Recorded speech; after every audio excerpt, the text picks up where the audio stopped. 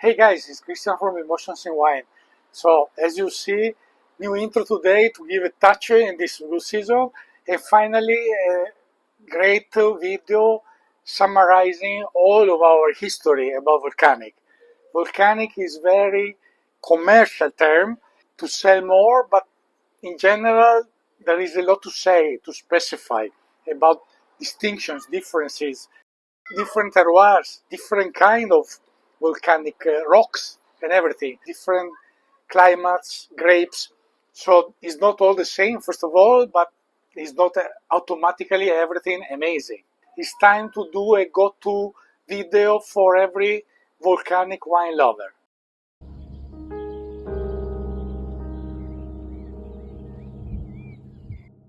So back inside for the proper explanation in details, I started to taste volcanic wines around 2008, 2010. Was of course before also some sweet Tokaj happened already, but with Etna trend starting in those days, and from there on, volcanic became more and more relevant.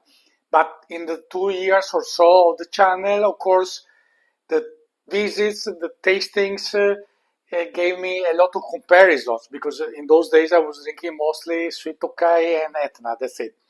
So three main distinctions.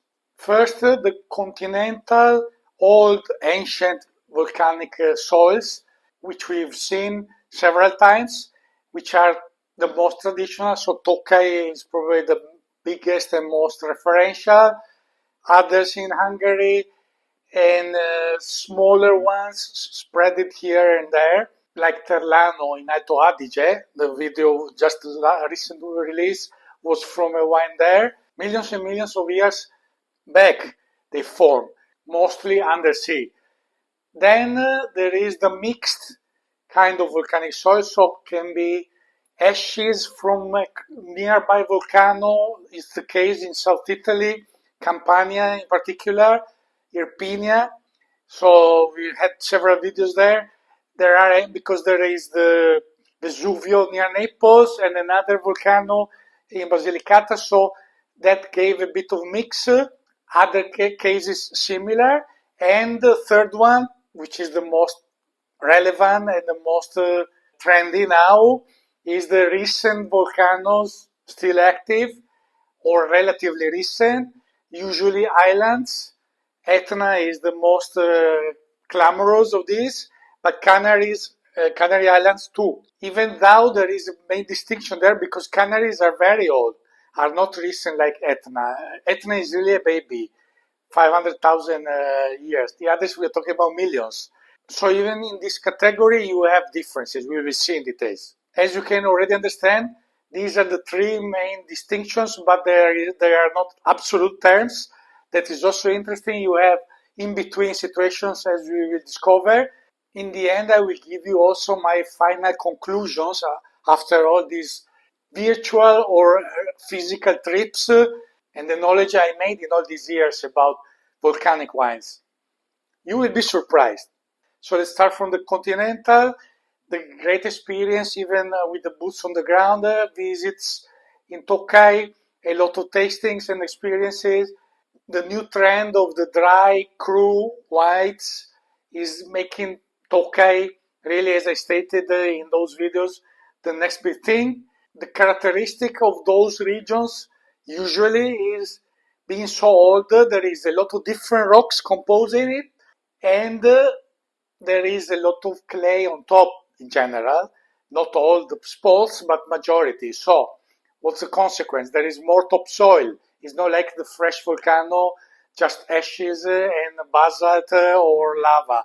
So in these cases, the wines tend to be richer, but there is also the chance of giving more complexity, oiliness, because of rocks below, topsoil. So this is the character of Tokaj in particular.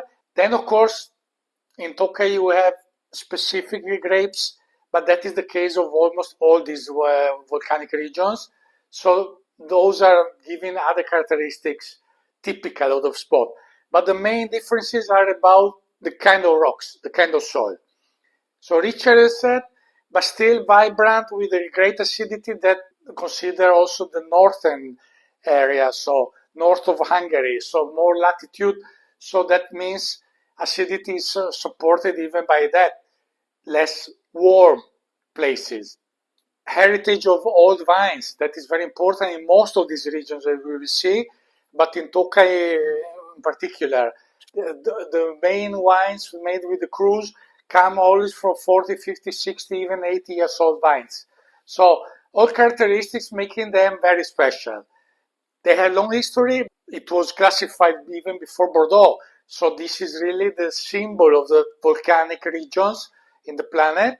Therefore, also the experience made by the winemakers. So as we've seen in the trips, some of them are really traditional, others giving a twist, a touch, because they understood some things could work better, but they have that kind of knowledge that give them the chance to make incredible wines with great soul and personality and with a huge aging potential. Most of Hungary is volcanic. Other regions smaller, like around Balaton Lake, the biggest lake in Europe, very famous also. Then there is something a bit special of its own, like Somló, where we did a special visit. This is north of Balaton. It's a low volcano, all plain around there, and this one, I call it a panettone because it's really like a panettone, the Italian cake, the shape. And this is a bit different, is in between, let's say, this continental for the age, because it's few millions years only, not many like the others. And second, and most importantly, because of the composition, flavors and aromas that it gives to the wines, making it more similar to Etna, for example. So it's all basalt, so very dark, basically. There is little topsoil, only the lower part a bit more, so that is giving a bit more oily and richer wines also, but the upper part is very basaltic, very smoky character, a lot of acidity, even furthermore than the normal of the grape or the location, the latitude. So in this is becoming more similar to the result of Etna. Ufark is their main grape. There is also Furmint and Harshevelu, like in Tokaj, I didn't mention before. But Ufark is really its trademark is basically only there, so it's really the representative of this place, making it even more special. It was aging crazily in the old days because of the huge acidity. Nowadays it's a bit warmer in the summer, so they are able to become drinkable after a couple of years, but is still a special wine with more saltiness and smokiness than you can find around the other continental regions. It's very rare because it's a very tiny micro region, so unless you go to Hungary, it's very tough to find. But nowadays, with online sales, there is a chance. In America, I know something is available even from this volcano. So the chance to try it is there. For me, it's something very special, even more than Tokaj in a way, probably because of it's very niche. But there are basically only two or three wineries making 100, 200,000 bottles. All the rest are 5, 10, 15,000. So really the boutique concept is extreme on Somló. The crew concept is extremely interesting and reminding of Burgundy in places like Tokaj, also because of that age and that real incredible diversity of rocks. So you have really different characters because can be more topsoil, less, more clay, or in some cases can be more sandy.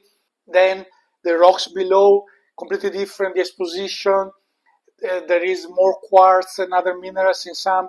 So the crew concept there really makes a lot of sense. And you cannot have this kind of differentiation in younger soils. We will talk later.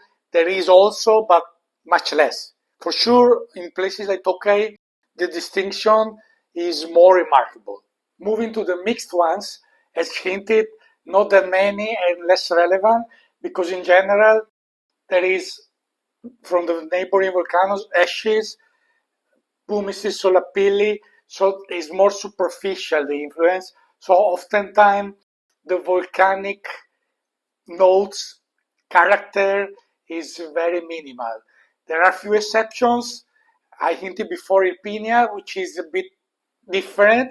First of all, because there is that characteristic a bit in several parts of Irpinia, but Tufo, which is a village, and is Tuf is something apart. So that part of Irpinia where is Tufo, where Greco di Tufo is made, has a bigger strata of tuff, so solidified ashes, is very porous, very sulfur notes. So that is giving completely a different story because there the influence is huge and the wine there has a special characteristic that I love actually. But most of Irpinia has more limestone or other rocks, so the influence of the ashes is very minimal. That is a bit the exception. So even here you see there is not a fixed rule. That is nature. Then finally we go to the hottest part in every mean, active volcanoes. So mostly islands, as said, still active, can be older or younger. So Etna is the youngest of these cases. Actually, there was winemaking even a couple of centuries before. But of course, we're talking about young soils. There is still development because of the lava floats. I remember there was one in particular which came very close to some vineyards. So still some changes happening there. Canaries have older history and in the ocean. So there is a big distinction even in this category because that being older, there is not only basalt, there are some other rocks, limestone coming up from the seabed.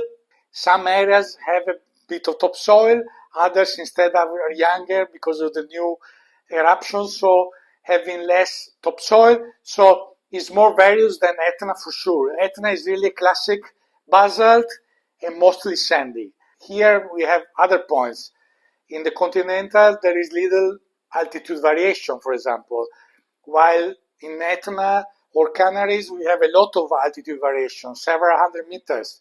So another point, because these are active volcanoes, they raised a lot, so giving something more than just the soil terroir composition, there is the altitude, and also the further saltiness given by the presence of the sea nearby. So as you can understand, a lot of ingredients in these recipes besides the different grapes. Nowadays it's very trendy, both Etna and starting also Canaries. Canaries have long history also.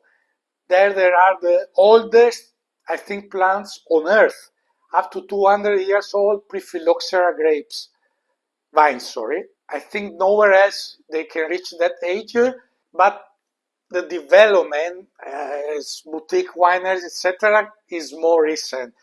Remember also wine movement in Spain was mostly Rioja and Ribera until a few decades ago. The rest was just in progress. The heritage is there, but the development is recent. Anyway, the basalt rock, so the dark or black rock, is the key ingredient of these young volcanoes. As said, in the Canaries, there is a bit of mix in some points, but the majority is still the basalt. There you can have more variations of topsoil and altitudes a lot because there you go from 300-400 meters up to 1,000 or more in Tenerife, while Lanzarote, these are the two most important islands there. Lanzarote is lower with less variation, but those incredible landscapes like the moon, dark with those holes made to protect the vines even from the winds. So, but in general, a lot of variations. And there are even plenty of grapes. Unlike the other regions that we are mentioning, where there are a few, Canary Islands are several islands, several differences in the terroirs and also in the grapes. The main are Listan Blanco and Listan Negro, so the white and the red, but there are several others going into the blends or even blends without Listan Blanco, for example, in the whites at all. Listan Negro is more the key for the reds, mostly 100%, or with little percentages of others. But that is another ingredient of the recipe there, making the wines more different even between themselves, besides in the comparison with other regions like Etna. Of course, in the comparison with Etna, you should use Listan Blanco and Listan Negro to compare with Caricante white and Nerello Mascalese red on Etna. But I said, even here, several differences. Then the Canaries are subtropical, so there is not real winter, while Etna, being high altitudes and south of Italy, can still have snow. Of course, not even on the vineyards, sometimes can happen, but usually a bit higher altitudes. So it's a bit different climates. And the basalt with top ash is the key. The differences on Etna are mostly about elevation. You go from 500 to 1000, so even there a lot. And the exposition, because as I showed in the other videos, tastings, there is the crescent moon shape where around the volcano where the vineyards are. And that already changed a lot, because if you are north, which is considered the best part, or south or east, the sun power is much different. The concept of contrade is less meaningful than in Tokaj for me, but is relevant because of these differences of elevation, of course a bit also the topsoil and exposition. Therefore, some crus taste very different from others, but for sure in Tokaj the cru concept makes more sense. So tendentially, this third category gives very vibrant, very mineral, very smoky wines, more salty than the others, so a bit different. The most intriguing in a way, both from Etna and Canaries, we can say, probably because of the less topsoil, first, and second, because of the basalt. For me, is the most interesting of all the rocks, giving the smokiness and more verticality to the wines. I think the basalt rock is really the key ingredient in the recipe. But of course, there is a bit less structure in these wines. So potentially, I would say there could be even more aging window for Tokaj wines, for example, than on Etna. This is all to be seen. Of course, the sweet is another category we cannot compare, but even I had very well-aged dry crus in Tokaj, quite impressive. I don't know if the Etna or Canaries will be able to reach those levels because of the structure in the end. The acidity is not a problem anywhere, it's always high.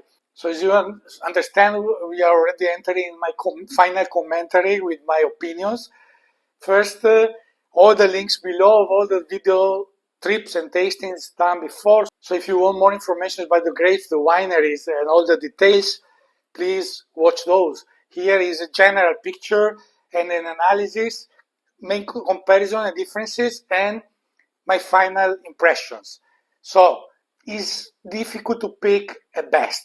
I love, for different reasons, one region or the other, also for different moments, because indeed, a fresh Etna Bianco is a perfect aperitif. It's usually 12.5, 13 alcohol, very vibrant. That is fantastic. While maybe a cru Tokaj single vineyard aged few years is more interesting for meditation or with food. A Canary white can be more the concept of Etna Bianco, but there you have, as I said, many differences also grapes. I didn't explore that much yet. I've never been, of course, and I started to know them just recently with the channel. While Etna, I know since many years, and I tried many wines and many wineries. So Canaries will still be on the list, don't worry. I saw even the interest in general, and even for me to know more grapes and also the other islands, because as I said, in all or almost all there is production. So it's different to say a best. Of course, I was impressed with some wines, incredible.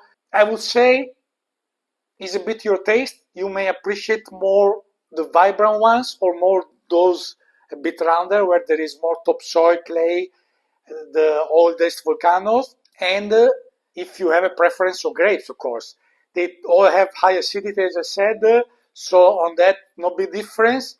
But the characteristics, besides the terroir, even of the grape, can give a bit more floral or more fruity, besides the herbal or the smoky, of course, flinty, those are always present. So that is a bit something that can give you a preference. But the key point is this, the value for money, the QPR. On that, Canary Islands are unbeatable. I was impressed by that. So if we want a final classification, we must go on that. The value for money that Canaries give, at least for now, still being relatively young trend. So for now, that is the winner, if we want to say, because of that. The quality that they are giving, I'm quite impressed, and with also different character in some ways, with the value they have, so they are the winners on that point. But of course, I don't pick them in absolute terms, as I said already, because I love several of the other options. I hope you are happy of this video, giving you really a guidance into the volcanic world. I think we are specialized on that, and we will get more and more because I see the response also. Most of the videos have a good or very good response.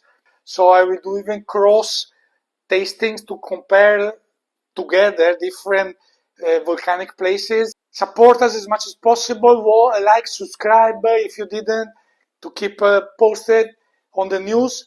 See you next time, guys, and salute.